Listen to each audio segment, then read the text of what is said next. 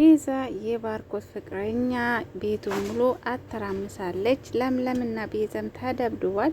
ፍቅርምና ቤዛም እንዳያያችሁ ጸብ አንስተዋል። ቤት መሙሉ በቀራብሻ ሆኗል ማለት እንችላለን።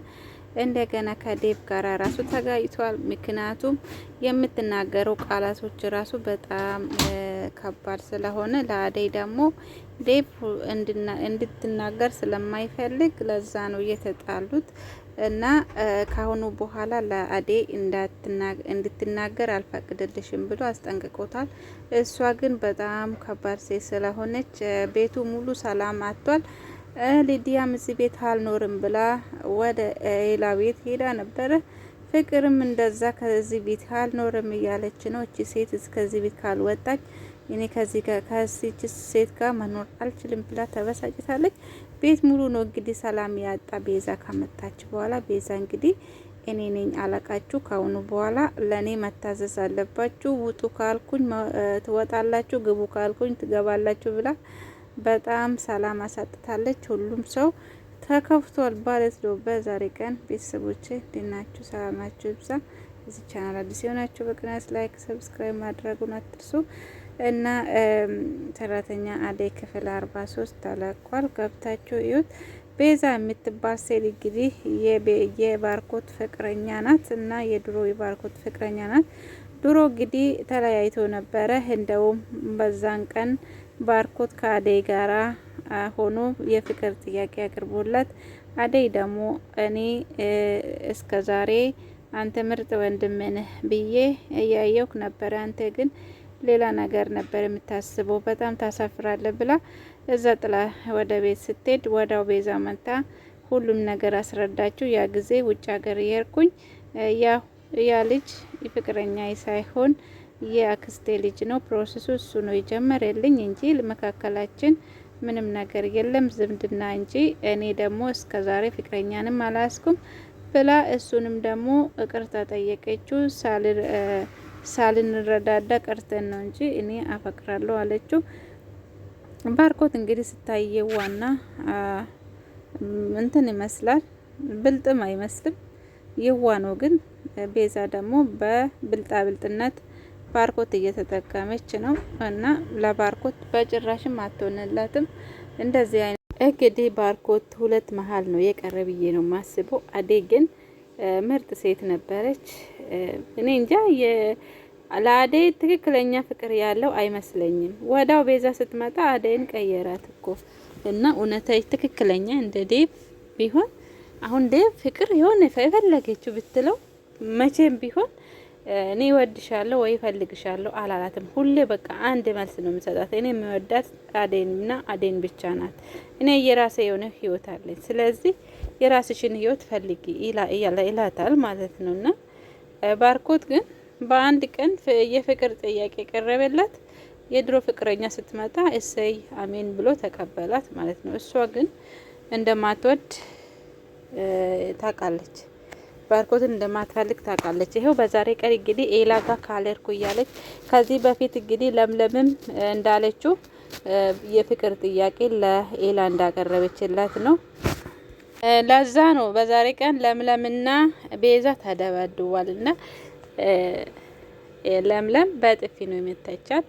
ምክንያቱም ለምለም በጣም ነው የምትቀና፣ እውነት አላት። መቼም ታውቃላችሁ ሊዲያም ኤላ እንድትወስድባት ነው። ኤላ ግን ፊቱን አልሰጣትም እንጂ እሷ እቃዬን ሰብስቤ ልብሴን ሰብስቤ አንተ ጋር ሊኖር ፍቀድልኝ ብላ ብትለምን እንኳን እኔ ፍቅረኛ አለችኝ በጣም የሚወዳት ማከብራት ከሌላ ሴቶች ምርጥ የሆነች ለኔ አለችልኝ። አንቺ እኮ ምንም የማጠቅሚ ሴት ነሽ።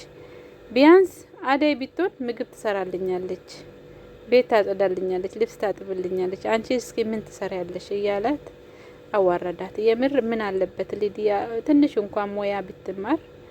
እንደዚህ አይነት ሴት ማን ይፈልጋታል? ወይ ሞያ አላት ወይ ደግሞ ሰውን ትንቃለች። በዛ ላይ ሰውን ትንቃለች እና ክብር ደግሞ ከምንም በላይ ነው። ክብር ከምንም በላይ ነው። ሀብታምም ይሁን ደሃም ይሁን አንድ ሰው ክብር ይፈልጋል። ክብር ከምንም ይበልጣልና ታውቃላችሁ ፍቅርና ሊዲያ ሰውን በጣም ዝቅ ዝቅ ያደርጋሉ።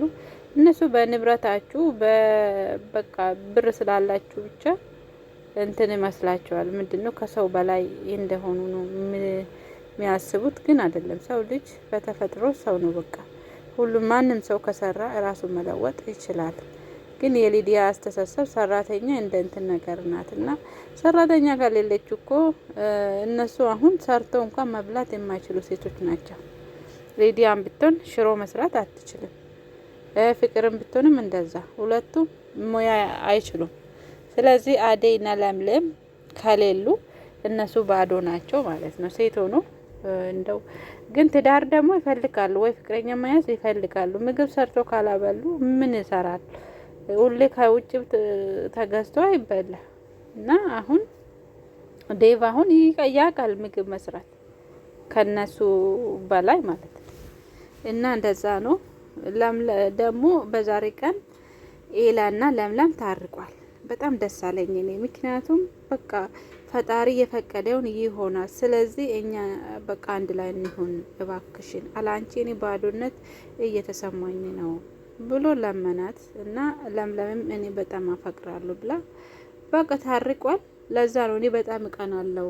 ሊዲያ እንኳን ደፋ ቀና ስትል ክላንተ እኔ በጣም እየቀናው ነው ብላለች። እውነት አላት። ሌላ ሰው እንዳይወስድባት ጥንቃቄ እያደረገች ነው። ለምለም እንግዲህ ጠንካራ ሴት ነው። ጠንካራ በቃ ምንም ነገር ወደ ኋላ አይመልሳትም። የፈለገ ነገር ብመጣ በራሷ ክብር አትደራደርም። አይታችኋል። ፍቅርም ብትሆን ሊዲያም ብትሆን እንደገና ደግሞ ቤዛም ብትሆን ክብር የሚነካ ቃላቶች ከተናገሯት ወይ ትመታቸዋለች ወይ ደግሞ ያልሆነ መልስ ትሰጣቸዋለች። ስለዚህ እንደ አደይ ዝም የምትል ሴት አይደለችም። ለምለም እኔ በጣም ነው ያደነኳት። በቃ ትክክለኛ መልስ ትሰጣለች። በማንነቴ ምንም ነገር አትበሉኝ፣ እኔም እንደናንተ ቅንጡ ነበርኩ፣ ያው እናትና አባቴ ካጣው በኋላ እንደዚህ ደሃ ሆንኩ እያለች ነው። እውነት ነው። ያው ኤላ ካገባች እንግዲህ ሀብታም ናት። ኤላ ሀብታም ነው ያው ታውቃላችሁ። እና የሀብታም ልጅ ራሱ ሀብታም ስለሆነ ማለት ነው። እና ቤዛ እንግዲህ ከዛ ቤት ካልወጣች ባርኮት ከመጣ እንግዲህ ፍቅር ሁሉንም ነገር እናገራለሁ፣ ያው ባርኮት እንደማታፈቅረው ሁሉ ነገር እናገራለሁ እያለች ነው። ቤዛ እንግዲህ ጸባዩም ጥሩ ስላልሆነ እዛ ቤት ውስጥ መቆየት የለባትም። ለሁሉም ሰው ጥሩ አይደለችም። ከፍቅር የባሰች በጣም ከባድ ሴት ናት። አነጋገሯ፣ ስርዓት፣ በቃ ሁሉ ነገር የላትም። የሚገርማችሁ ነገር ባርኮት እንዴት ከዚህ ጋር ለመኖር እንደወሰነ አይታወቅም። አደይና ዴቭ እንግዲህ ደግሞ ፍቅራቸውን ቀጥለዋል።